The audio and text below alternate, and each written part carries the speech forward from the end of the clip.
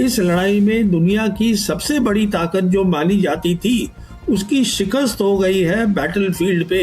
इसका मतलब है अमेरिकन एम्पायर डूब जाएगा। एक तरफ ईरान के सिग्नेचर, एक तरफ अमेरिका के सिग्नेचर और नीचे मीडिएशन में शहबाज शरीफ के सिग्नेचर। इससे पाकिस्तान की पोजीशन किस तरह से बदली है? पहले से ज्यादा पावरफुल क्या पाकिस्तान भी हुआ है? और अगर ऐसा है तो ये भारत के लिए कितने खतरे की बात है? इसका मतलब ये हुआ कि अब जो है पाकिस्तान के सैनिक होंगे वेस्ट एशिया में, जो कि सब रीजनल पावर समझती हैं। और वो कैसे समझ रही है? सिंदूर से, कि मिलिट्री कैपेबिलिटीज में पाकिस्तान कम नहीं है। फिर उनके ये भी समझ में आ गया कि पाकिस्तान लड़ाई लड़ने की विल रखता है, कि वो लड़ते हैं, लड़ने को तैयार है। वो उन्होंने हमेशा रिटर्न में हमारे मिलिट्री टारगेट्स को टारगेट किया है। मिलिट्री टारगेट का मतलब होता है you are showing the will to fight. फिर वो एक ऐसा मुल्क है जहाँ पे डिप्लोमेसी बहुत अच्छी वो समझदारी से करते हैं। एक लौता कंट्री है जो वेस्ट एशिया का कंट्री नहीं है, पर उसको वेस्ट एशिया में शामिल कर लिया गया है। जो ईरान ने एमओयू साइन करा है उस पर लिखा हुआ है इस्लामाबाद एमओयू। तो अब आप समझ सकती हैं वो कहां से कहां पहुंच चुका है। जिस तरह से ज्योग्राफी है उसकी, वो उसको बहुत सूट करती है, या जो एक मिलिट्री पावर है, न्यूक्लियर पावर है। क्या आखिर रीजन है कि चाहे हम अमेरिका की बात करें, चाहे हम ग्लोबल नॉर्थ की बात करें, ग्लोबल साउथ की बात करें, दोनों तरफ के जो पावर्स हैं वो पाकिस्तान से हाथ मिलाना चाहती हैं या पाकिस्तान के साथ खड़ी हुई हैं? उनके जो जनरल्स हैं आर्मी के, वो फॉरेन पॉलिसी में बहुत ज्यादा अच्छे हो गए हैं। तो बात हुई उसमें जहांगीर करामत ने दो टूक बोल दिया अमेरिकन्स को, ये हमारी नेशनल सिक्योरिटी है, हम कॉम्प्रोमाइज नहीं करेंगे, आप जाइए। तो जो फील्ड मार्शल आसिम मुनीर है, जो रास्ता शुरू किया था जनरल जहांगीर करामत ने, वो आसिम मुनीर आगे ले गए हैं।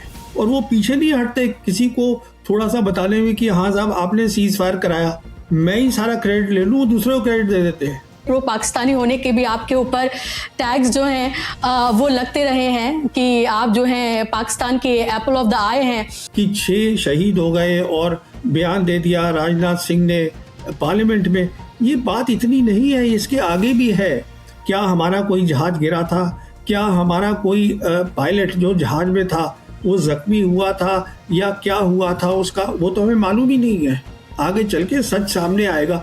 आई स्टार्टेड स्माइलिंग कि I am the Apple of the I of Pakistan. ये गलत बात है बोलना कि पाकिस्तान और हम एक सिविलाइजेशन के हैं। मैं ये भी जानता हूँ कि आज अगर हमें किसी मुल्क के साथ बात करनी है, उससे दोस्ती करनी है, तो वो पाकिस्तान है। हम एक ही लोग हैं दो मुल्कों में। हमें इस बात को समझना है कि आपको अगर इजराइल का हल ढूंढना है, इजरायलीज को कहिए आप ग्रीनलैंड में जाके रहिएगा, ये छोड़ दीजिए, दिस इज पैलेस्टाइन लैंड। पर वो इंडिया को नौकर की तरह ट्रीट करते हैं। हमें कोई दिक्कत नहीं है उसमें, वो हमें अपने बराबर समझते ही नहीं है। एक तरफ तो हम ये देख रहे हैं कि एमओयू साइन हो गया है, हम ये देख रहे हैं कि बातचीत शुरू हो गई है, 60 दिन का एक वक्त जो है वो तय किया गया है, लेकिन उसके साथ साथ लेबनान पर अटैक किया गया है। और अगर कल रात की ही बात की जाए तो ये कहा जा रहा है कि ह्यूमन हिस्ट्री का शायद नॉन न्यूक्लियर सबसे भारी बॉम्ब जो है वो लेबनान पर इजराइल ने गिराया है। जो एमओयू की शर्तें हैं उसमें सबसे महत्वपूर्ण शर्तों में से एक है कि जितने भी रेजिस्टेंस जो फ्रंट्स हैं उन सब पर भी जो बॉम्बिंग है या किसी भी तरह का हमला है वो बंद होगा। अब आप इसको आगे किस तरह से देख रहे हैं? क्योंकि इजराइल अपनी हरकतों से बाज नहीं आ रहा है, उधर बातचीत भी हो रही है, उधर अमेरिका और ईरान के बीच में एक्सचेंज भी हो रहा है। तो कैसे इस सब को आप आगे बढ़ता हुआ देख रहे हैं? जी, इसको आप ऐसे समझने की कोशिश करते हैं कि जो एमओयू साइन हुआ है वो अमेरिका और ईरान के बीच में हुआ है, उसमें इजराइल शामिल नहीं है। अमेरिका को जिम्मेदारी दी गई है एमओयू के अंदर कि आप जो है कंट्रोल करेंगे इजराइल को, क्योंकि एमओयू साफ बोलता है कि उसमें हर फ्रंट के ऊपर सीज फायर चाहिए। तो ये जिम्मेदारी ट्रंप की है, पहली बात तो ये है। तो अब कितना वो कंट्रोल कर पा रहे हैं नेतन्याहू को वो हम देख ही रहे हैं, रोज क्या हो रहा है।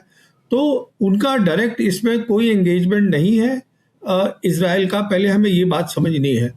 दूसरी बात ये है, जहां तक ताल्लुक है अमेरिका का और ईरान का, उन्होंने एमओयू साइन कर लिया है। उसमें मियाद दी गई है कि 60 दिन के अंदर इसको फाइनल डील में साइन करना है। आज प्रेसिडेंट ट्रंप की सबसे बड़ी दिक्कत क्या है कि उनको ये जो एमओयू है इसमें सारे फायदे ईरान को हैं। वो इसलिए है क्योंकि ईरान ये लड़ाई जीता है। देखिए, एमओयू जो है वो पीस टाइम में भी हो सकता है। अगर पीस टाइम का एमओयू होता तो दोनों साइड जो थी उनको इक्वल फायदा होता, जिसे हम बोलते हैं विन विन सिचुएशन। यहाँ पे वो हालत नहीं है। यहाँ पर एमओयू साइन हो रहा है एक जंग के बाद, वो जंग जिसमें कि प्रेसिडेंट ट्रंप के पास आज कोई और मिलिट्री ऑप्शन नहीं है। अगर कोई ऑप्शन होता तो वो एमओयू साइन ही नहीं करते। तो इस एमओयू के अंदर जो ईरान को चाहिए है, ईरान की सारी शर्तें वो सारी की सारी मान ली गई हैं। पर अब क्या हो रहा है, अमेरिका के अंदर बहुत दबाव आ रहा है प्रेसिडेंट ट्रंप के ऊपर कि आपने इतना ज़्यादा क्यों दे दिया एमओयू में, क्योंकि कोई ये मानने को तैयार नहीं है आज अमेरिका में कि अमेरिका लड़ाई हार सकता है, ईरान, वो भी ईरान के साथ। तो इस बात को, क्योंकि जहाँ तक अमेरिकन्स का ताल्लुक है, उनका जो सिक्योरिटी एस्टैब्लिशमेंट है, पॉलिसी मेकर्स हैं, जो उनके एनालिस्ट हैं, थिंक टैंक्स हैं, वो आज भी समझते हैं कि दुनिया की सबसे बड़ी ताकत जो है वो अमेरिका है, मिलिट्री टर्म्स के अंदर, जो कि नहीं है। वो समझते हैं अमेरिका है, पर अमेरिका एक ताकत है, चीन दूसरी ताकत है, रशिया तीसरी ताकत है, बड़ी ताकत, जिसे हम ग्रेट पावर बोलते हैं। तो कहने का मतलब ये है, जब आप इन सब बातों को सामने रखें तो ये बिल्कुल तय समझ में आ जाता है कि प्रेसिडेंट ट्रंप को परेशानी हो रही है कि मैंने इतना ज़्यादा क्यों दे दिया है। तो वो कभी तो अपनी सोशल मीडिया से धमकाते रहते हैं ईरान को। अब ईरान को धमकने की मतलब, Iran need not be scared about it for the simple reason Iran has won the war. Iran के पास हमेशा दो ऑप्शंस हैं। एक ऑप्शन ये है कि जब ईरान का मन करेगा वो स्टेट ऑफ हॉर्मोज बंद कर सकता है और ट्रंप कुछ भी नहीं कर सकते उसमें। और दूसरा ऑप्शन ये है, ईरान जब चाहेगा बातचीत जो टॉक्स हो रही है उसमें जाएगा या नहीं जाएगा वो तय करेगा। जीती हुई पार्टी है, आज भी मिलिट्री ऑप्शंस है, आज भी ऑप्शंस है दुनिया को इकोनॉमिक प्रेशर में डालने के बहुत सारे। तो ये आप जब दोनों बातों को सामने रखते हैं, पहली बात ये कि इजराइल जो है वो डायरेक्टली एमओयू का हिस्सा नहीं है। दूसरी बात ये कि जो प्रेसिडेंट ट्रंप है और जो अमेरिका है वो मानने को तैयार नहीं है कि हम लड़ाई हार चुके हैं। कहने का मतलब ये है कि इसमें वक्त लगेगा। जो कहा गया है कि 60 दिन के अंदर फाइनल डील हो जाएगी, तो ऐसा कुछ होने वाला है नहीं। पर यह बात तय है कि फिलहाल प्रेसिडेंट ट्रंप के पास कोई भी ऑप्शन नहीं है। इसलिए अभी लगता है कि किसी स्टेज पे जाके फाइनल डील साइन हो जाएगी। क्या आपको ये भी लग रहा है, लोगों को भी ये डर है, क्योंकि अमेरिका और इजराइल दो एक ऐसे कंट्री हैं जिन पर बहुत ज्यादा भरोसा नहीं किया जा सकता है प्रवीण जी, और ये कहा जा रहा है कि बार बार पीस डील की बात डोनाल्ड ट्रंप ने की। अब तक शायद 39 टाइम्स उन्होंने कहा और उसके बाद हमने देखा कि कोई डील नहीं हुई। ये पहली बार हम ये देख रहे हैं कि एक एमओयू बाकायदा तौर पर साइन हुआ है। क्या ये भी ये हो सकता है कि नेतन्याहू, क्योंकि इजराइल में इलेक्शन है अक्टूबर में और उसके साथ साथ नवंबर में अमेरिका में मिड टर्म पोल्स हैं, मेरे इसमें दो सवाल हैं। ज़ायनिस्ट लॉबी अमेरिका में आपको कितनी पावरफुल नजर आती है? जो ये कहा जाता है कि almost all the big decisions are taken by this lobby, do you agree with this? और दूसरा मेरा सवाल कि क्या वही ज़ायनिस्ट लॉबी ये फर्दर क्या प्रेशर बना सकती है? क्या डोनाल्ड ट्रंप टाइम बोरो कर रहे हैं कि मिड टर्म पोल्स तक रुक जाया जाए नवंबर तक, और फिर उसके बाद हम कुछ होता देखेंगे ईरान और अमेरिका के साथ? या आपको लग रहा है कि ये वॉर रुक गई है, थम गई है, और ये जो डील है ये 60 दिन से हो सकता है कि और 90 दिन या 4 महीने 6 महीने भी हो सकता है बढ़ जाएं, लेकिन फाइनली यही साइन होने जा रहा है? देखिए, इसमें कुछ आपने सवाल उठाए हैं जिसके जवाब ये हैं कि जहां तक ज़ायनिस्ट लॉबी का अमेरिका में ताल्लुक है वो बहुत पावरफुल है, पर उसके साथ साथ हमें ये भी समझना है कि ट्रंप जो है वो प्रेसिडेंट और कमांडर इन चीफ हैं। तो प्रेसिडेंट ट्रंप चाहें तो उस पूरी पावरफुल लॉबी के अगेंस्ट खड़े हो सकते हैं। तो ये समझना है कि ऐसी क्या बात है कि वो खड़े नहीं हो पा रहे हैं। कोई पर्सनल कारण है, वो जो बात होती रहती है एप्स्टीन फाइल की, कुछ ऐसा मामला है वो हम जानते नहीं है। ये आपकी वॉशिंगटन की पॉलिटिक्स है, अमेरिकन को पता है अंदर क्या हो रहा है, क्यों president Trump commander in chief America के खड़े नहीं हो पा रहे हैं और बता नहीं पा रहे हैं कि मैं जो है आज आपको जो मैं एड देता हूँ, मिलिट्री एड, जैसे आपको याद होगा जो वाइस प्रेसिडेंट है अमेरिका के जेडी वांस, उन्होंने परेशान होकर खुलेआम ये एक बयान दिया था इजरायलीज के लिए कि आप बंद कर दीजिए, क्योंकि जो 2/3 मिलिट्री का आपके पास सामान है, मिलिट्री वेयर है, वो अमेरिका का है, अमेरिका के पैसे से बना है। कहने का मतलब अगर अमेरिका चाहे तो वो विड्रॉ कर सकता है और नेतन्याहू कुछ भी नहीं कर पाएंगे। तो कहने का मतलब ये है, ये मामला खिंच भी सकता है और कोई बड़ी बात नहीं है, ये मामला बहुत भी खिंच सकता है, पर उसमें क्या है कि टाइम जो है वो ईरान की साइड पर है, टाइम अमेरिका की साइड में नहीं है। हर दिन जो बीत रहा है उसमें अमेरिका की क्रेडिबिलिटी गिर रही है दुनिया में। जो ग्लोबल साउथ कंट्रीज हैं, जिसको हम थर्ड वर्ल्ड कंट्रीज हैं कहते हैं, वो देख रही हैं, क्रेडिबिलिटी गिर रही है अमेरिका की। तो टाइम है ईरान के साथ, तो ईरान लड़ाई जीत चुका है, टाइम ईरान के साथ है, तो सारे आप देख लीजिए पत्ते जो है वो ईरान के पास है। तो आप दोबारा इस वॉर को ट्रिगर होते हुए नहीं देख रहे हैं? आपको नहीं लग रहा है कि ये वॉर दोबारा ट्रिगर हो सकती है? देखिए, प्रेसिडेंट ट्रंप फिर से कोशिश कर सकते हैं। मैं जैसे आपसे कह रहा हूं जी, के पास देखिए, मिलिट्री ऑप्शन का मतलब होता है कि आपके पास कुछ ऐसी चीज है जिससे आप लड़ाई के अंदर कुछ नई चीज ला सकते हैं। तो उन्होंने एयर वॉर भी करके देख ली, कुछ नहीं हो पाया। 39 डेज करी, क्यों नहीं हो पाया? क्योंकि ईरानियंस की जो मिलिट्री फैसिलिटीज है वो सब अंडरग्राउंड है, ग्राउंड ऑपरेशन है नहीं। अभी कई एनालिस्ट ये भी बोल रहे हैं कि ग्राउंड ऑपरेशन का करना चाहते हैं, वो इंतजार करेंगे और हो सकता है। अभी देखिए जो मौसम है अभी गल्फ के अंदर, वो उसमें आप लड़ाई नहीं कर सकते, क्योंकि जो टेम्परेचर्स हैं वो 50 डिग्री सेंटीग्रेड से ज़्यादा होते हैं। ये लड़ाई का मौसम नहीं है। ये भी कहा जा रहा है कि ग्राउंड वॉर जो है वो शुरू हो सकती है अगली मार्च को या दिसंबर में शुरू कर देंगे प्रेसिडेंट ट्रंप। देखिए, उसके करने के लिए प्रेसिडेंट ट्रंप को पहले तो ग्राउंड ट्रूप्स चाहिए। 60,000 के करीब जो अमेरिकन ट्रूप्स हैं वो हैं वेस्ट एशिया में, पर कम से कम 3 लाख से ऊपर चाहिए। देखिए, जब ये 1991 की लड़ाई हुई थी, जो अमेरिका ने और सब ने मिलकर लड़ी थी सद्दाम हुसैन के खिलाफ, उसमें उन्होंने 6 महीने तक वहां पे बनाया था, उनकी ट्रूप्स बिल्डअप हुआ था और करीबन 3 लाख सोल्जर लाए थे। और जो इराक है, इराक की अगर आप जियोग्राफी देखें तो वो खुला एरिया है। ईरान की देखें, वहाँ माउंटेन्स हैं, फॉरेस्ट हैं, और वो उनकी ज़मीन है ईरानियंस की, उनको पता है, वो उस लड़ाई के लिए भी तैयार है। तो आप कहाँ से पहले 3-3.5 लाख तो आप पहले उनको लाइएगा, अपने सोल्जर्स को, उसके लिए ड्राफ्ट करिए, उसके लिए कांग्रेस की अप्रूवल चाहिए। कहने का मतलब ये है, आज जो उनके पास ऑप्शन था वो सिर्फ यही है कि मैं नेवल ब्लॉकेड कर दूं।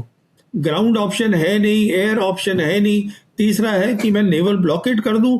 और नेवल ब्लॉकेड भी अगर फिर से ये लड़ाई शुरू करते हैं तो उनके पास काबिलियत है, ईरान के पास ड्रोन्स हैं, मिसाइल्स हैं, बहुत दूर तक मार कर सकते हैं एक्यूरेटली। तो ये जितना भी उन्होंने नेवल ब्लॉकेड बनाया है, जो उनके बड़े बड़े जहाज हैं, वो सब टारगेट होंगे। और एक बड़ा जहाज अगर डूब गया अमेरिका का, तो अमेरिका की क्या इज्जत रहेगी दुनिया में? तो कहने का मतलब है, बहुत परेशानी का वक्त है प्रेसिडेंट ट्रंप के लिए। अब वो शुरू करना चाहे उनकी मर्जी है, पर हासिल कुछ नहीं होगा। क्योंकि मैं कई एक्सपर्ट्स को सुन रही थी, वो यही कह रहे थे कि टाइम बोरो किया जा रहा है दरअसल। और जिस तरह से आपने भी जिस तरफ इंडिकेट किया कि वेदर जो है वो अभी फेवरेबल नहीं है, एक तरफ इलेक्शन और दूसरी तरफ वेदर, तो ये इंतजार किया जा रहा है कि थोड़ा ठंड का मौसम आए और उसके बाद शायद कुछ किया जाए। क्योंकि इजराइल एक ऐसा कंट्री है जिसके अपनी उसकी एस्पिरेशंस हैं, जिसमें वो ग्रेटर इसराइल की बात करता है, जिसमें वो प्रॉमिस लैंड की बात करता है, जिसमें वो सिर्फ ईरान तक नहीं रुकता, ईरान में तो उसको मुंह की खानी पड़ी है। वो फिर बात जॉर्डन से लेकर टर्की और आगे तक की बात करता है, जो पूरा एक उसने अपना मैप तैयार किया हुआ है। तो इसीलिए ये सवाल उठता है कि क्या वाकई में ये जो इतनी शर्मनाक हार हुई है, ये सिर्फ अमेरिका की नहीं, इजराइल की भी है। इजराइल में जब एक पोल किया गया तो उसमें वहां के लोगों ने 92% लोगों ने कहा कि ये ईरान की बड़ी जीत है। तो ये एक तरह से शर्मनाक हार इन दोनों कंट्रीज की है। तो क्या ऐसे ही वो चुप बैठ जाएंगे? दूसरा मेरा सवाल इसी में जुड़ा हुआ ये है प्रवीण जी के, जब हम ईरान को अभी देखते हैं तो एक तो यह है कि उसने पूरी दुनिया को ये बताया है कि एसिमेट्रिक वॉर किस तरह से लड़ी जाती है, उसका एक मॉडल पूरा दुनिया के सामने पेश किया है। उसने ये भी बताया कि 40 साल सैंक्शंस उसके ऊपर लगाए गए, लेकिन 40 दिन में उसने दुनिया को ये बता दिया कि अगर तैयारी की जाए तो दुनिया की सबसे बड़ी ताकत को भी घुटनों पर लाया जा सकता है। अभी कौन कौन सी ऐसी चीजें हैं जो आपको लगता है कि पूरी तरीके से ईरान के फेवर में है? क्या जो कुछ एक्सपर्ट ये कह रहे हैं कि वो जीसीसी का सबसे ताकतवर मुल्क है हर तरीके से, क्या आप उससे अग्री करते हैं? देखिए, जहां तक ईरान का ताल्लुक है, ईरान आज स्ट्रेट ऑफ हॉर्मुज़ कंट्रोल करता है, ईरान रेड सी कंट्रोल करता है। जो हुतीज हैं वो जब भी चाहेंगे सो जो केबल्स होती है, इंटरनेट केबल्स जो स्ट्रेट ऑफ हॉर्मुज़ से जाती है, उनको काट सकते हैं। इंटरनेट बंद हो जाएगा पूरा वेस्ट एशिया में, कुछ पार्ट साउथ एशिया के भी अफेक्टेड होंगे, इंडिया भी अफेक्टेड होगा, कुछ पोर्शन यूरोप के भी अफेक्टेड होंगे। उसके बाद आज उनके पास ड्रोन्स हैं और उनके पास मिसाइल्स हैं जो 4000 किलोमीटर पे भी मार कर सकती हैं। इंडियन ओशन में पूरा मेडिटेरेनियन सी को कवर कर सकते हैं।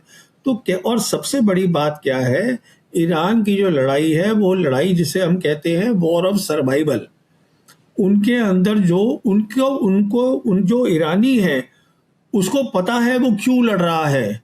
अमेरिका को नहीं पता है उसके सैनिकों को कि वो क्यों लड़ रहे हैं। इससे बहुत फर्क पड़ता है। जो ईरान के जो कमांडर्स हैं उनको मालूम है हम इसलिए लड़ रहे हैं क्योंकि हमारी सर्वाइवल की बात है। आज अमेरिका में बहुत सारे लोग बोल रहे हैं ये हमारी लड़ाई नहीं है, ये लड़ाई इजराइल की है, तो हम क्यों लड़ रहे हैं। तो जिसे कहता है ना कि अंदर से जो विल होती है, जो जज्बा होता है लड़ाई का, वो ईरान के साथ खड़ा हुआ है। तो कहने का मेरा मतलब ये है कि ईरान जो है, अब मैं आपको एक बात और बताना चाहूँगा आपके दर्शकों को, ये कहना कि ईरान डोमिनेंट पावर है, ईरान सब पे हावी होगा, ईरान का ऐसा कोई मकसद है नहीं। अगर आप देखिएगा जो ईरान के फॉरेन मिनिस्टर हैं अब्बास अरागची, उन्होंने बार बार इस बात को कहा है हम चाहते हैं एक रीजनल फ्रेमवर्क बने। इसका मतलब ये होता है they are looking for a solution जो रीजनल सोल्यूशन हो। अगर आप एमओयू को भी पढ़ेंगी उसमें साफ लिखा हुआ है कि जो बाहर की ताकतें हैं वो रीजन से बाहर जाएं, मतलब कि अमेरिकन ट्रूप्स, और वो सबको लेके एक साथ चलना चाहते हैं। तो अगर आपको सबको लेके चलना है, सारी ताकतों को जो रीजन में है, तो आप ये नहीं कह सकते कि मैं सबसे बड़ी ताकत हूँ। आप ये नहीं कह सकते कि आप ये, you have to build a mutual trust. अगर सब एक साथ महसूस करेंगे कि हाँ हमारा फायदा है, हम इसमें इक्वल हैं, तभी आप रीजनल फ्रेमवर्क बना सकते हैं। इसका और कोई तरीका नहीं है। क्या आपको ये लग रहा है कि ये जीसीसी कंट्रीज से जो अमेरिकन बेसिस हैं, क्योंकि इनिशियली ईरान की तरफ से कहा गया था कि उनका मकसद ये है कि जो मोनोपोली है अमेरिका की खासतौर पर इस खित्ते में, वह उसको खत्म किया जाए। क्या इस तरफ भी जाता हुआ आप देख रहे हैं कि धीरे धीरे करके ही सही इस पूरे जीसीसी से जो अमेरिकन बेसिस हैं जिसका इस्तेमाल करके ईरान पर हमला किया गया, और एक तरह से ये कहा जाता रहा है, उसमें कोई दो राय भी नहीं है कि ये कंट्रीज जो है वो दरअसल अमेरिका के, इजराइल के पिट्ठू बनकर काम करते हैं, और यूएई को तो दूसरा इजराइल ही कहा जा रहा है। क्या आपको लग रहा है कि वहां से जो अमेरिकन बेसिस हैं वो धीरे धीरे भी खत्म हो सकते हैं, धीरे धीरे वहां से हटना शुरू हो सकते हैं? सेफ हेवन की जो एक छवि थी यूएई की, वो पूरी तरीके से कोलैप्स हो गई है। देखिए, इसमें एमओयू में बिल्कुल साफ लिखा है कि जो ईरान के आसपास जितनी भी अमेरिकन बेसिस हैं, ट्रुप्स हैं, उनको हटना पड़ेगा। अगर आप देखिएगा आज अमेरिका के 60,000 सोल्जर्स वेस्ट एशिया में हैं, 10 कंट्रीज में हैं, 19 बेसिस में हैं। उस 10 कंट्रीज में से 5 कंट्रीज हैं जीसीसी, जो कि आप जानती हैं, Saudi Arabia, Qatar, Bahrain, Kuwait, UAE. तो उन वहां से भी हटना पड़ेगा। ये एमओयू में लिखा है बिल्कुल साफ, जो एमओयू प्रेसिडेंट ट्रंप ने खुद साइन किया है। अगर प्रेसिडेंट ट्रंप खुद साइन कर रहे हैं, इसका मतलब जिम्मेदारी ली है प्रेसिडेंट ने खुद कि मैं इसको मुकम्मल करूंगा, मैं इसकी फाइनल डील तक लेके जाऊंगा। अच्छा, अब सबसे बड़ी एक और प्रॉब्लम जो आती है प्रेसिडेंट ट्रंप के लिए, अगर ये बेसिस यहां से हट जाती है, इसका मतलब यह है जो एमओयू में लिखा है, तो उसका मतलब यह है कि पेट्रो डॉलर जो है वो धीरे धीरे खत्म हो जाएगा। और अगर पेट्रो डॉलर खत्म हो जाता है, इसका मतलब जो अमेरिका है उसकी इकॉनमी जो है वो बिल्कुल कमज़ोर पड़ जाएगी। उसका मतलब ये है अगर उसके पास इकॉनमी कमज़ोर हो जाएगी तो उनकी आज करीबन 750 मिलिट्री बेसेस हैं दुनिया के अलग अलग मुल्कों में, तो वो उसको कायम नहीं रख पाएंगे। इसका मतलब है अमेरिकन एम्पायर डूब जाएगा। एक तो देखिए अमेरिका की दो ताकतें हैं, एक है उसकी मिलिट्री पावर जो ऑलरेडी यहाँ हार चुकी है वेस्ट एशिया में, और बाकी दुनिया में जो उनकी मिलिट्री बेसेस है, हर मुल्क देख रहा है जहाँ उनकी बेसेस है कि हम अपने लिए अब क्या करें। तो ये सब बड़ी बड़ी तब्दीलियां हो रही है। ये जो चीज़ है ये सिर्फ लड़ाई से जुड़ी नहीं है। इस लड़ाई में हमको ये समझना है हुआ क्या है। इस लड़ाई में दुनिया की सबसे बड़ी ताकत जो मानी जाती थी उसकी शिकस्त हो गई है बैटलफील्ड पे। उसके साथ साथ जुड़ी हुई जो उसकी काबिलियत थी वो सब कमजोर पड़ गई है।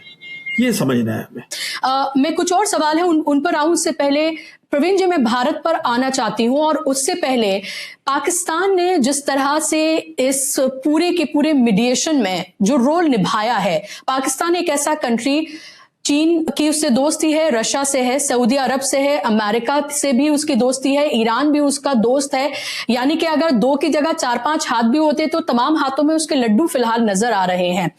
ये फिलहाल जो उसने मीडिएशन किया है, एक तरफ ईरान के सिग्नेचर, एक तरफ अमेरिका के सिग्नेचर, और नीचे मीडिएशन में शहबाज शरीफ के सिग्नेचर, इससे पाकिस्तान की पोजीशन किस तरह से बदली है? और क्या आपको लग रहा है कि पहले से ज्यादा पावरफुल क्या पाकिस्तान भी हुआ है, और अगर ऐसा है तो ये भारत के लिए कितने खतरे की बात है? देखिए, पाकिस्तान की कहानी मैं आपको शुरू करके बताता हूं ऑपरेशन सिंदूर से। ऑपरेशन सिंदूर लड़ाई जो थी वो सिर्फ 4 दिन की थी, पर उस 4 दिन की लड़ाई के बाद अमेरिका ने ये फैसला किया, जो उन्होंने लिखा हुआ है अपनी कांग्रेस यूएस कांग्रेस रिपोर्ट में 2025 की, कि इन 4 दिन की लड़ाई के अंदर जो क्लैश हुआ था पाकिस्तान ने इंडिया से बेहतर किया है। उसी का नतीजा था कि 2025 के एंड में जो पाकिस्तान और सऊदीज हैं उनका डिफेंस एग्रीमेंट हुआ, याद करिएगा।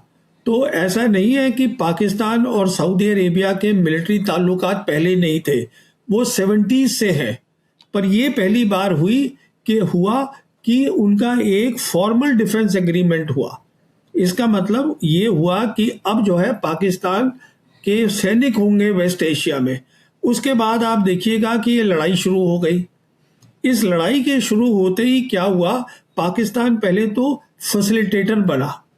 क्यों फैसिलिटेटर बना? क्योंकि पाकिस्तान के सिंदूर के कारण, जिसमें सिंदूर ने बहुत बड़ा रोल प्ले किया, उनके रिश्ते जो हैं अमेरिका के साथ बहुत अच्छे हो गए प्रेसिडेंट ट्रंप के साथ। याद करिएगा, प्रेसिडेंट ट्रंप ने जो पाकिस्तान के आर्मी चीफ है फील्ड मार्शल आसिम मुनीर, उसको 2 जून 2025 में लंच के लिए बुलाया था व्हाइट हाउस में। 1-on-1 लंच हुआ था, बातचीत हुई थी। तो जैसे आप बता रही हैं, पाकिस्तान आज एक ऐसा मुल्क है जो मल्टीपोलर वर्ल्ड में तीनों बड़ी ताकतों के साथ उसके रिश्ते अच्छे हैं, और वो ऐसा मुल्क है जो कि सब रीजनल पावर समझती हैं। अब उनको समझ में आ गया है कि जो मिलिट्री कैपेबिलिटीज है, और वो कैसे समझ रही है, सिंदूर से, कि मिलिट्री कैपेबिलिटीज में पाकिस्तान कम नहीं है। फिर उनके ये भी समझ में आ गया कि पाकिस्तान लड़ाई लड़ने की विल रखता है, कि वो लड़ते हैं, लड़ने को तैयार है वो। हमने जितने भी ऑपरेशंस किए हैं पाकिस्तान के साथ पिछले 12 साल में, हमने हमेशा उनके टेररिस्ट टारगेट को टारगेट किया है। उन्होंने हमेशा रिटर्न में हमारे मिलिट्री टारगेट्स को टारगेट किया है। मिलिट्री टारगेट का मतलब होता है you are showing the will to fight, फिर वो मुस्लिम कंट्री है, फिर वो वही अकेला मुस्लिम कंट्री है जिसके पास न्यूक्लियर वेपन्स है, फिर वो एक ऐसा मुल्क है जहां पे डिप्लोमेसी बहुत अच्छी वो समझदारी से करते हैं। अगर उनको थोड़ी सी किसी की बढ़ाई भी करनी होती है वो कर देते हैं। हमने जैसे प्रेसिडेंट ट्रंप को नहीं दिया ये श्रेय कि आपने सीज फायर करवाया है, उन्होंने फौरन दे दिया पाकिस्तान ने, और ये भी कह दिया कि साहब जो है आपको पीस प्राइज के लिए हम नोबेल पीस के लिए नॉमिनेट करते हैं। कहने का मतलब ये है पाकिस्तान ने 3 बड़ी बड़ी चीजें हासिल करी हैं। पहली बात, शुरुआत हुई थी एज अ फैसिलिटेटर। 11 अप्रैल को जब ये पहली बार हुआ था कि दोनों साइड बातचीत करेंगी, तो इस्लामाबाद में तय हुआ था बातचीत होगी। आपको याद होगा वो 11 अप्रैल को था। फैसिलिटेटर का मतलब सिर्फ इतना होता है कि आप जगह जो है ऐसी बनाएं दोनों साइड के लिए, जो दोनों साइड को लगे कि हाँ मैं यहां पर सिक्योर हूं। सो देवर ओनली द फैसिलिटेटर। उसके बाद वो मीडिएटर बन गए। मीडिएटर का मतलब होता है कि आप दोनों साइड आप बात नहीं कर रहे हैं एक दूसरे से, तो आप एक साइड के पास जाइएगा, उसकी प्रॉब्लम समझिए, दूसरी साइड को बताइए, वो बताएगा आपको मेरी क्या प्रॉब्लम है, तो आप मीडिएट कर रहे हैं। उसके बाद अब क्या हुआ है, क्योंकि उनको ये जो उनकी काबिलियत मैंने आपको बताई है, इकलौता कंट्री है जो वेस्ट एशिया का कंट्री नहीं है, पर उसको वेस्ट एशिया में शामिल कर लिया गया है। और वो शामिल कैसे हुआ है, अगर आप देखिएगा जो एमओयू साइन हुआ है, जो ईरान ने एमओयू साइन करा है, उस पर लिखा हुआ है इस्लामाबाद एमओयू। और जो 3 बड़ी बड़ी और जो ताकतें हैं रीजनल पावर्स दैट मैटर, कौन सी हैं रीजनल पावर्स, जैसे कि इजिप्ट है, जैसे सऊदी अरेबिया है, टर्की है, उसमें पाकिस्तान भी शामिल हो गया है। तो आज पाकिस्तान जो साउथ एशियन कंट्री है, अब वो जुड़ चुका है वेस्ट एशिया के साथ। तो अब आप समझ सकती हैं वो कहां से कहां पहुंच चुका है। जी, ये तो एक तरह का रेवोल्यूशन है कि किस तरह से कहां वो पहुंचा है, और आपने बेहतरीन तरीके से उसको यहाँ एक्सप्लेन किया है। और इसी में जुड़ा हुआ मेरा सवाल ये था कि आखिर प्रवीण जी, ये क्या अचानक हम ये होता हुआ देख रहे हैं, या फिर ये एक पाकिस्तान की लॉन्ग स्ट्रैटेजी थी जिसका हम नतीजा यहाँ पर हम सामने आता हुआ देख रहे हैं? या आप ये देखते हैं कि जिस तरह से ज्योग्राफी है उसकी, वो उसको बहुत सूट करती है, या जो एक मिलिट्री पावर है, न्यूक्लियर पावर है, इसलिए वो सूट करता है उसको? क्या आखिर रीजन है कि चाहे हम अमेरिका की बात करें, चाहे हम ग्लोबल नॉर्थ की बात करें, ग्लोबल साउथ की बात करें, दोनों तरफ के जो पावर्स हैं वो पाकिस्तान से हाथ मिलाना चाहती हैं या पाकिस्तान के साथ खड़ी हुई हैं? देखिए, सब कुछ है, मुस्लिम नेशन है, न्यूक्लियर वेपन है, कनेक्टिविटी है, ज्योग्राफी है, पर सबसे बड़ी बात यह है जो हमें समझनी है कि उनके जो जनरल्स हैं आर्मी के, वो फॉरेन पॉलिसी में बहुत ज़्यादा अच्छे हो गए हैं। इसकी मैं आपको मिसाल देता हूँ कि 1998 में जब हिंदुस्तान ने न्यूक्लियर टेस्ट किए थे, तब अमेरिका क्लिंटन एडमिनिस्ट्रेशन थी, वो कोशिश कर रहे थे कि पाकिस्तान टेस्ट ना करे। तो जो उनके एक बहुत रिप्रेजेंटेटिव थे, स्ट्रोप टैलबर्ट, अमेरिका के डिप्टी सेक्रेटरी ऑफ स्टेट थे, वो कोशिश कर रहे थे कि उस समय जो उनके प्राइम मिनिस्टर हैं नवाज शरीफ, उनको कांटेक्ट करें, तो नवाज शरीफ के दफ्तर में कोई फ़ोन ही नहीं उठा रहा था। फिर उन्होंने जो आर्मी चीफ थे जनरल जहांगीर करामत, वहाँ फ़ोन किया, उन्होंने कहा आ जाइए हमसे बात करिए। तो बात हुई, उसमें जहांगीर करामत ने 2 टूक बोल दिया अमेरिकन्स को, ये हमारी नेशनल सिक्योरिटी है, हम कॉम्प्रोमाइज़ नहीं करेंगे, आप जाइए। तो उन्होंने उसके बाद उन्होंने भी टेस्ट किए, हम जानते हैं।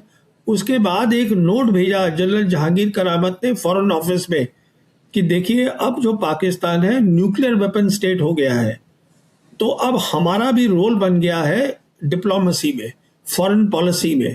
और अब आप अगर जो देख रही हैं, तो जो फील्ड मार्शल आसिम मुनीर है, जो रास्ता शुरू किया था जनरल जहांगीर करामत ने, वो आसिम मुनीर आगे ले गए हैं। ये जो बात हो रही है, जो ट्रंप भी बात करते हैं, वो कहते हैं माय फेवरेट फील्ड मार्शल। तो सारी देखिए, ये मैं ये नहीं कह रहा हूं कि उनके जो प्राइम मिनिस्टर हैं उनको नहीं मिलना चाहिए मतलब कामयाबी का, वो he should also get the thing, but the point is that more and more countries they want to talk to Field Marshal Asim Munir because they know that these people understand diplomacy, they understand how to talk to them because this is something they have worked very well and they are the people who are in power in the GHQ.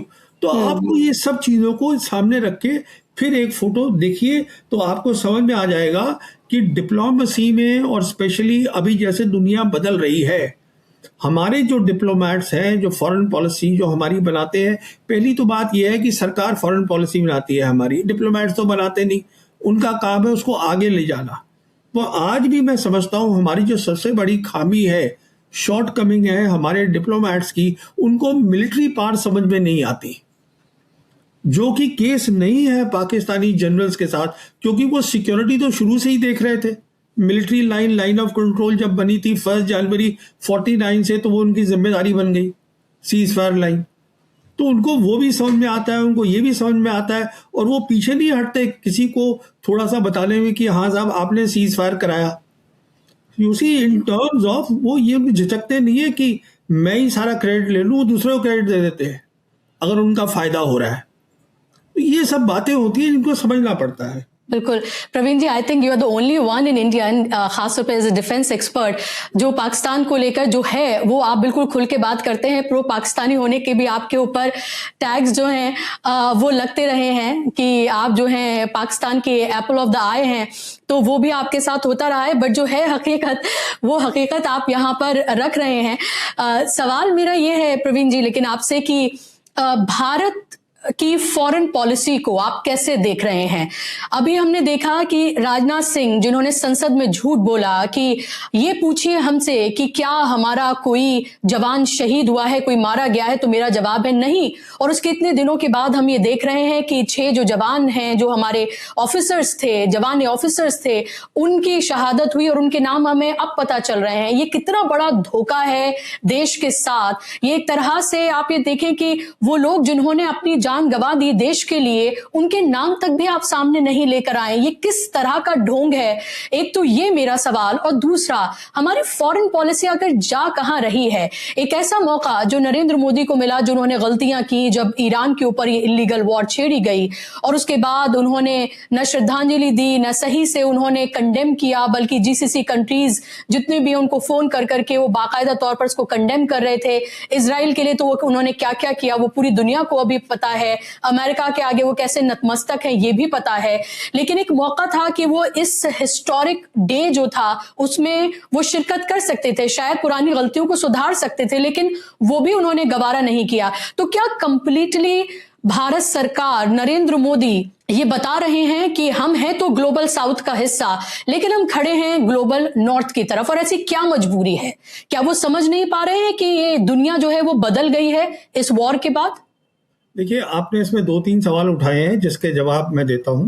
पहली बात, आपने foreign policy की बात करी है। देखिए, मैं तो तकरीबन 4 साल से कह रहा हूं, कम से कम 4 साल से कह रहा हूं कि हमारी फॉरेन पॉलिसी गलत है। और उसमें गलती क्या है कि दुनिया बदल गई है। आज एक बड़ी ताकत नहीं है, आज 3 बड़ी ताकतें हैं। 2 बड़ी ताकतें हमारे साथ ज्योग्राफिकली हमारे से नज़दीक है, ये आप समझिएगा। रशिया है और वो है चाइना है, हमारे से बिल्कुल जुड़े पड़े हैं। फिर क्या हुआ है कि जो पूरी जियोपॉलिटिक्स है, जिसको हम बोलते हैं ट्रेड, कनेक्टिविटी, पावर, वो और कंटेस्टेशन, ग्रेट पास का, वो सब हमारे रीजन में आ गया है। तो हमें उसका फ़ायदा उठाना चाहिए। हमें क्या, देखिए, अमेरिका एक बड़ी ताकत है, पर अमेरिका हमारे से 12,000 किलोमीटर दूर है आज, और वर्ल्ड मल्टीपोलर है।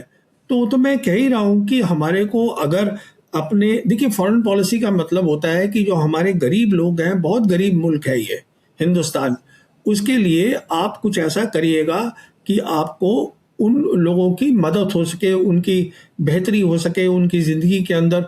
तो उसमें तो मुझे कोई शक नहीं है फॉरेन पॉलिसी गलत है। अच्छा, अब आपने बात करी डिफेंस मिनिस्टर के बारे में। देखिए, ये बातें होती हैं जो याद रहती हैं लोगों को। अब मैं आपको याद दिलाता हूं 2019 की। 2019 को जब बालाकोट अटैक किया गया था, उस समय अगर आप याद करिएगा तो क्या हुआ था, हमने खुद अपने एक, हमारा जो था हेलीकॉप्टर, हमारी ही मिसाइल से उसको गिरा दिया था। याद करिएगा, 6 या 7 लोग हमारे उसमें मारे गए थे। एयरफोर्स ने अपनी मिसाइल से अपने ही हेलीकॉप्टर को गिरा दिया था उस पूरे कंफ्यूजन में, जो जब उन्होंने हमारे पे वो काउंटर अटैक किया, जिसको बोलते हैं ऑपरेशन स्विफ्ट रिटॉर्ट, जो पाकिस्तान ने किया था हमारे ऊपर once we had done the Balakot attacks. तो उसके बाद सरकार ने उस रिपोर्ट को जाहिर ही नहीं किया जब तक कि 2019 के इलेक्शन नहीं हो गए, वहां तक रुके रहे। पहली बात, इन बातों को आप समझने की कोशिश करिए। दूसरी बात क्या है, जो अभी बात हो रही है कि 6 शहीद हो गए और बयान दे दिया राजनाथ सिंह ने पार्लियामेंट में, ये बात इतनी नहीं है, इसके आगे भी है। क्योंकि अभी तक ये नहीं हमको पता है कि जो एयर वॉर हुई थी 6 और 7 मई की नाइट को, क्या हमारा कोई जहाज गिरा था, क्या हमारा कोई पायलट जो जहाज में था वो जख्मी हुआ था, या क्या हुआ था उसका, वो तो हमें मालूम ही नहीं है। तो ऐसी बात नहीं है, ये बात कुछ और भी खुलेगी आगे चल के, सच सामने आएगा। कहने का मतलब ये है कि ये सरकार की जिम्मेदारी है कि आपका जो हुआ है, अब जैसे अमेरिका है, पता चल जाता है कि अमेरिका के इतने लोग मारे गए हैं उस लड़ाई के अंदर, इतने इनके हवाई जहाज गिर गए हैं, हमारा पता नहीं चल पा रहा है इन सब चीज़ों का। तो मेरे कहने का ये पहले दूसरी बात है। अब मैं बात करता हूँ अपने पाकिस्तान, जो मुझे थोड़ा सा आई स्टार्टेड स्माइलिंग कि I am the Apple of the I of Pakistan. ये गलत बात है बोलना, that is not true. What is true is that I mean that's not my claim. I just see कि आपको सोशल मीडिया पे इसी तरह से कहा जाता है। जी जी जी। that's not the point. For me, most important country is India. This is my country, this is my motherland. But मैं जानता हूँ कनेक्टिविटी का क्या मतलब होता है, मैं जानता हूँ जियोपॉलिटिक्स क्या होती है, और मैं ये भी जानता हूँ कि पाकिस्तान और हम एक सिविलाइजेशन के हैं। मैं ये भी जानता हूँ कि आज अगर हमें किसी मुल्क के साथ बात करनी है, उससे दोस्ती करनी है, तो वो पाकिस्तान है। इसका मतलब ये नहीं है कि अब पाकिस्तानी मेरे क्या बारे में सोचते हैं वो दूसरी बात है, पर मैं समझता हूँ कि Pakistan is extremely important for India. Pakistanis they should be are strong, we should have strong ties with them.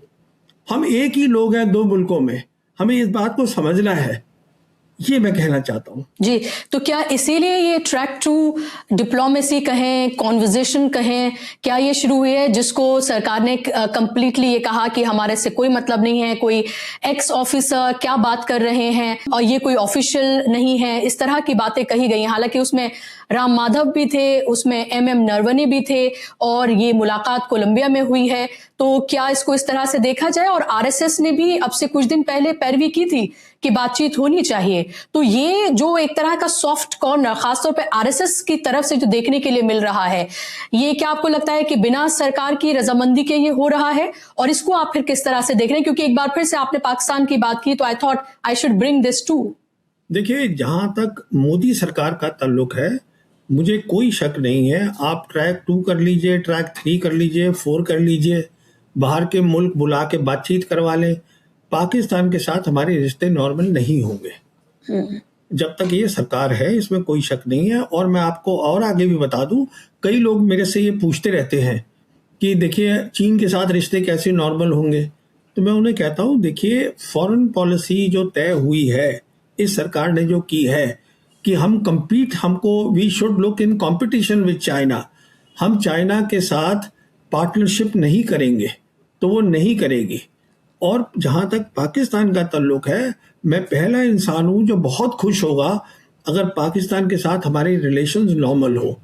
Normal का मतलब ये होता है कि हमारी जो दोनों हाई कमीशन है उसको आप पहले फुल स्ट्रेंथ पे लाइएगा, वो पहली रिक्वायरमेंट है। ये ट्रैक 2 और ट्रैक 3 का कोई मतलब ही नहीं है जहां तक ये सरकार का ताल्लुक है। तो अभी RSS क्या कह रही है, जहां तक राम माधव का ताल्लुक है, उन्होंने खुद क्लैरिफाई कर दिया है कि मैं जो है ट्रैक 2 में नहीं था, वो एक कॉम्पोजिट डायलॉग था जहां और भी मुल्क के लोग थे, मुझे पता नहीं वो कोलंबो में या कहाँ हुआ है। तो वहां पर ही सेड, क्लियर किया उन्होंने कि एक सेशन था जिसमें मैंने जाके टॉक दी है और मैं वापस आ गया हूँ। और जहां तक ताल्लुक है RSS के जनरल सेक्रेटरी का, देखिए वो हडसन इंस्टीट्यूट से आए थे वापस, अमेरिका से दौरा करके आए थे, और अमेरिकन चाहते हैं कि हिंदुस्तान और पाकिस्तान जो है उन दोनों की बातचीत शुरू हो। और प्राइम मिनिस्टर मोदी को आरएसएस की क्लियरेंस नहीं चाहिए उसके लिए। कितना भी दबाव डाल लें अमेरिकन्स, मैं नहीं समझता हूं कि prime minister Modi normal relations करेंगे पाकिस्तान के साथ। ये वही बात है जैसे कि कितना दबाव डाला प्रेसिडेंट ट्रंप ने कि उनको क्रेडिट मिले कि मैंने सीज फायर करवाया, जिसमें उसका योगदान है, उनका योगदान है, there is evidence for that, but हम नहीं माने। तो ये सरकार की फॉरेन पॉलिसी बिल्कुल तय है, उसके अंदर पाकिस्तान के साथ नॉर्मल रिलेशंस बिल्कुल शामिल नहीं है, इसमें कोई शक नहीं होना चाहिए। अब ठीक है, आप खबरें चलाते रहिए और नॉर्मल रिलेशंस, नॉर्मलाइज करना रिलेशंस को चाइना के साथ, वो भी शामिल नहीं है। Because we will not be, जो वोंग ही बोलते रहते हैं उनके फॉरेन मिनिस्टर बार बार, कि India and China should not be rivals, we should be partners, but we want to be seen as the rivals of China in the region. तो वो नॉर्मलाइज रिलेशंस नहीं होंगे। अब हमारी फ्लाइट्स चालू हो गई हैं, इकोनॉमिक रिलेशंस चालू हो गए, पर वहां से इन्वेस्टमेंट नहीं आएगी क्योंकि म्यूचुअल ट्रस्ट ही नहीं है। जी। ये हालत जो अनफॉर्चुनेट है, ये फॉरेन पॉलिसी गलत है, मैं तो बहुत वक्त से बोल रहा हूँ।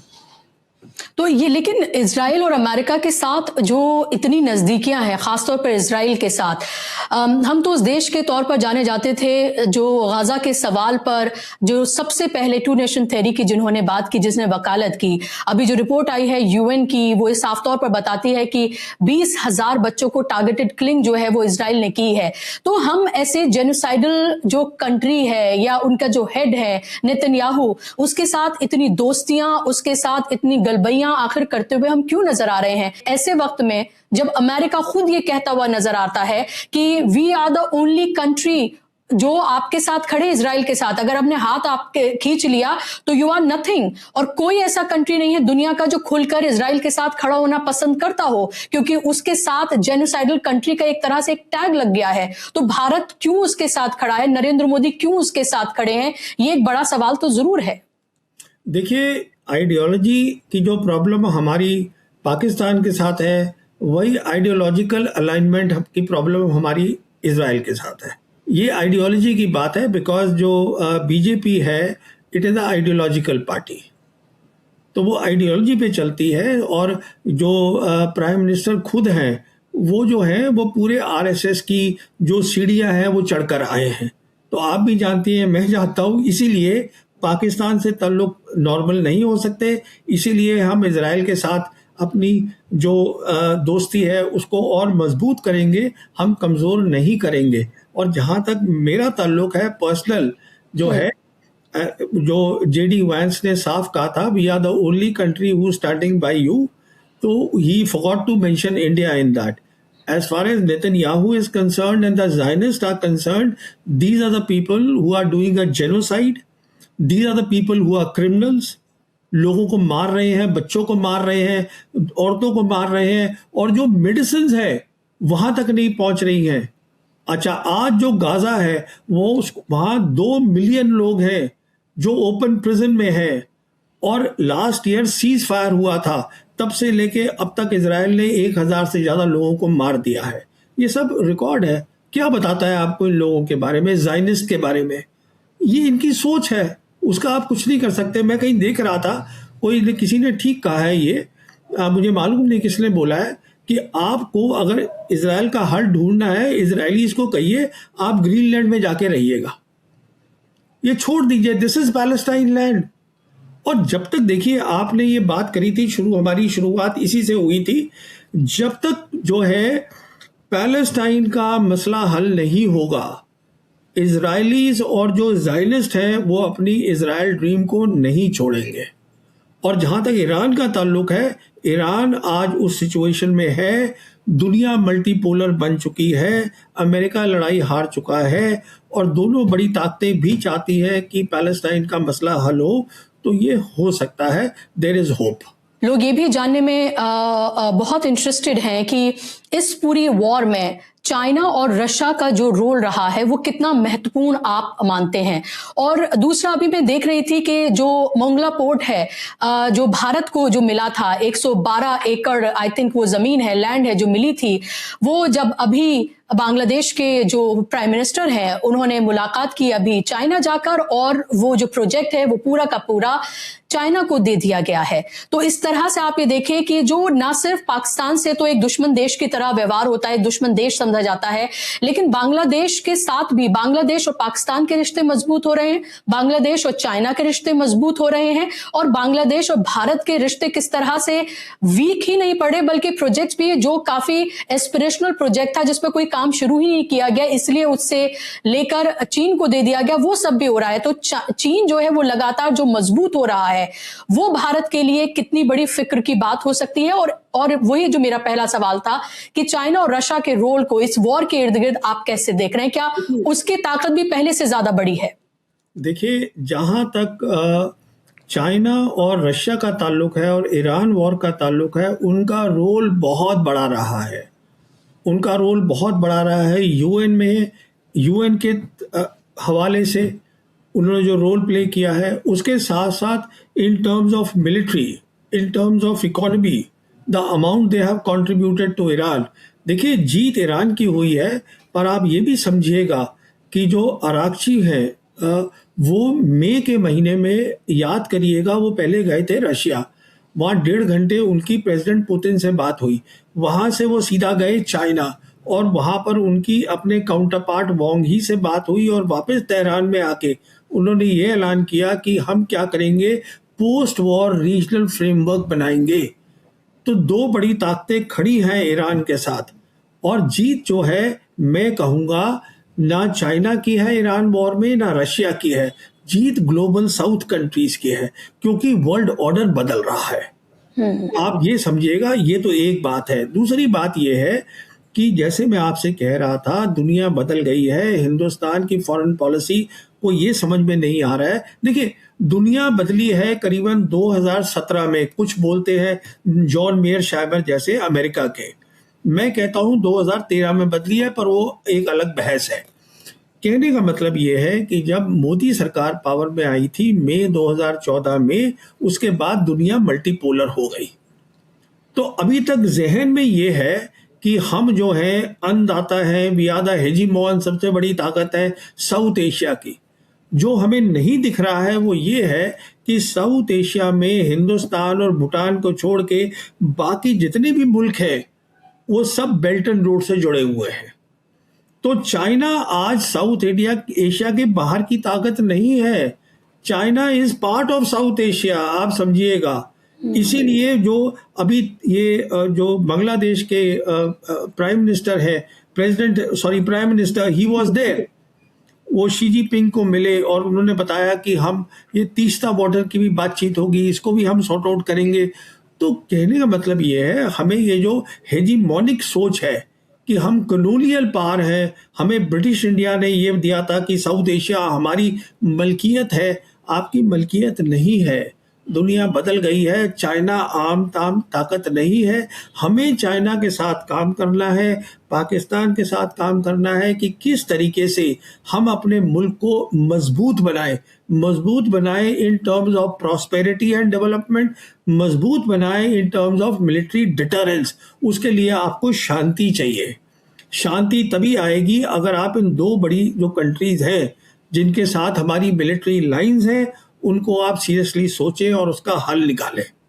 जी, क्या ये भी आप देख रहे हैं कि इजराइल की भारत से दोस्ती, खासतौर पे अमेरिका के हवाले से अगर बात करूं, कि वो पीठ में छुरा घोंपते हैं और उसके बाद फिर दोस्ती का गुणगान भी गाते हैं, क्योंकि कोई भी एक ऐसी चीज नहीं है अगर हाल फिलहाल में हम देखें कि यूएस ने भारत के लिए की हो जिसके लिए हम ये कह सकें कि दोस्ती निभाई है। दोस्ती ऐसा लग रहा है कि एक तरफा इश्क है और आशिक दीवाना हुआ चला है, और वो आशिकी जो है वो साफ तौर पे देखने के लिए मिल रही है, वो है नरेंद्र मोदी की डोनाल्ड ट्रंप और अमेरिका के लिए। देखिए, जहां तक अमेरिका का ताल्लुक है, अमेरिका ऐसा मुल्क है जिसने कोल्ड वॉर जीती, जिसने सेकेंड वर्ल्ड वॉर जीती, जो यूनिपोलर वर्ल्ड का अन्नदाता था, सोल पावर था। उनको पार्टनरशिप नहीं समझ में आती है। वो आज भी मानने को तैयार नहीं है कि दुनिया बदल चुकी है। तो वो कहते हैं कि हम बराबर हैं इंडिया के, पर वो इंडिया को नौकर की तरह ट्रीट करते हैं। हमें कोई दिक्कत नहीं है उसमें। प्रॉब्लम तो, दिक्कत तो सारी ये हो रही है, जब हमारे पास ऑप्शन हैं जो मैं आपसे कह रहा था, हम उनको क्यों नहीं एक्सरसाइज कर रहे हैं? इंस्टेड ऑफ बीइंग उनकी वो नौकर, whatever word you want to use, as a vessel state, हम उनके जो भी कर रहे हैं उनकी खिदमत कर रहे हैं अमेरिका की हर चीज़ में, क्योंकि हमारे बराबर वो हमें अपने बराबर समझते ही नहीं है। हम जो है China, Russia, south Asia, global south countries, new world order, यहाँ पे हम बहुत बड़ा रोल प्ले कर सकते हैं। वो हम नहीं करना चाहते। उसकी मिसाल अभी देख लीजिए आप, ये जो आपके सुप्रीम लीडर थे जिनको असैसिनेट कर दिया गया, आयतुल्लाह अली खामनेई जी। अली खामेनी साहब, अब उन्होंने तो जो उनके प्रेसिडेंट हैं उन्होंने पर्सनल इनविटेशन दिया है प्राइम मिनिस्टर को, but prime minister is not going there, इसीलिए कि वो अमेरिका नाराज हो जाएगा, इजराइल नाराज हो जाएगा, तो हम नहीं जाते। तो हमारी फॉरेन पॉलिसी, मैं बता रहा था ना आपसे, जैसे ये बदलेगी नहीं, ये बदलेगी नहीं। कुछ लोगों को उम्मीद लगी रहती है कि साहब बदल जाएगी, ये नहीं बदलेगी, क्योंकि ये आइडियोलॉजिकली ये फिक्स्ड है, इसमें आइडियोलॉजी आ गई है। जब आइडियोलॉजी आती है तो उससे जो होता है देश की ओवरऑल डेवलपमेंट जो है वो सेकंड स्टेप पर आ जाती है, वो पीछे रह जाती है। जी, लास्ट मेरा क्वेश्चन, क्या इस फॉरेन पॉलिसी का खामियाजा देश को भुगतना पड़ रहा है और आगे और बड़ा भुगतना पड़ सकता है एज ए सिटीजन के तौर पर, एक कंट्री के तौर पर? वो तो बिल्कुल जाहिर है, वो तो जाहिर ही है। जब तक ये सरकार रहेगी, ये फॉरेन पॉलिसी रहेगी, इस फॉरेन पॉलिसी से अगर हम उम्मीद कर रहे हैं कि दुनिया या हम तरक्की कर जाएंगे या हमारी बात सुनी जाएगी, ऐसा कुछ नहीं होने वाला है।